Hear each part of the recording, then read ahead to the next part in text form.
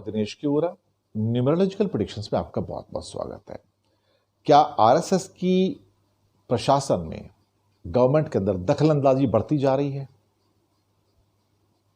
ये सच है, ये बिल्कुल सच है। आरएसएस राष्ट्रीय Swayamsevak Sangh numerologically 8 number, RSS, are के 2, एस के 3, फिर एस के 3, 8। 8 का मतलब शनि। दरअसल बीजेपी जो है 2 नंबर है, और जब शनि उसका सपोर्ट बेस है तो ये शनि चंद्र की युति बनती है और ये होती है विष दोष। विष दोष। और ये विष किसके लिए हो गया? फिर भारत की जनता के लिए।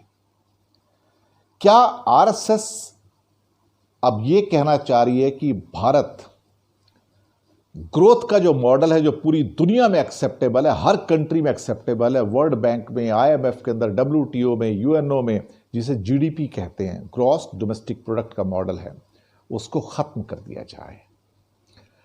आरएसएस चाहती है कि जीडीपी का मॉडल खत्म कर दिया जाए, और ये मॉडल भारत को सूट नहीं करता है।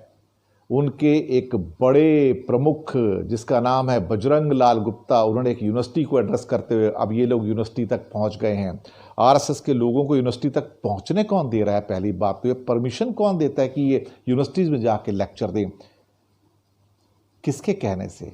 इनकी हैसियत क्या है जो वहां पे जाके ये अपना चुनाव प्रचार कर रहे हैं?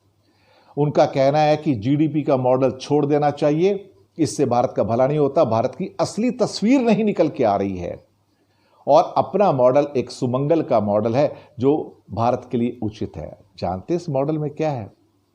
आप खुद अंदाजा लगा लीजिए। इनका मॉडल 5 पॉइंट का है। अगर इन 5 पॉइंट में से कुछ निकले तो मुझे बताइएगा। सभी नागरिकों के लिए बुनियादी जरूरतें पूरी करना।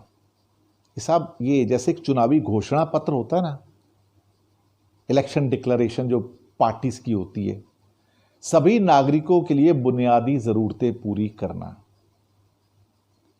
सभी के लिए रोजगार देना।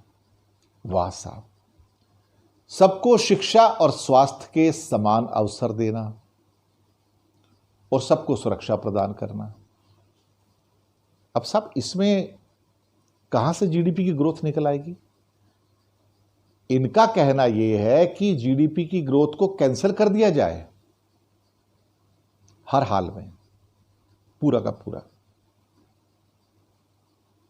कहानी थोड़ी अजीब सी है। आरएसएस की जो दखलंदाजी है, ये शायद एक अब नए आयाम पर पहुंच रही है, जहां पर वो सरकार संचालित करना चाहती है। अब इसके ख्वाब गवर्नमेंट चलाने के हैं, गवर्नमेंट बनाने के हैं, कि ये आरएसएस की गवर्नमेंट होगी। कैसे? ये सब आप जानते हैं। आप सोचिए, बने बनाए सिस्टम को कैसे डिस्ट्रक्ट करना है।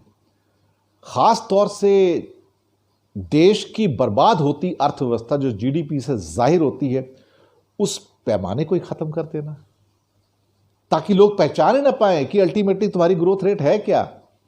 ना जीडीपी की ग्रोथ रेट आएगी, ना पैमाना होगा, ना कोई गाली देगा, ना चर्चा होगी।